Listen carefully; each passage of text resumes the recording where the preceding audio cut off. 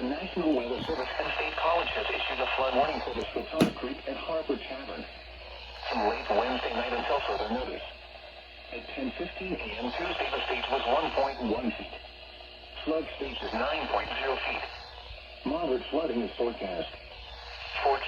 The river is expected to rise above flood stage early Thursday morning and continue rising to a crest of 14.2 feet Thursday evening. Impact at 9.0 feet. Several driveways and other minor roadways are affected. Water begins to enter some basements.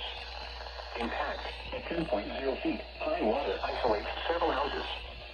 Impact at 12.0 feet. A number of secondary roads are closed, resulting in some evacuations. A few homes are flooded. Impact at 14.0 feet. A number of homes along the creek are affected. Some evacuations are necessary. Impact at 16.0 feet. Most homes adjacent to the creek are affected to some degree.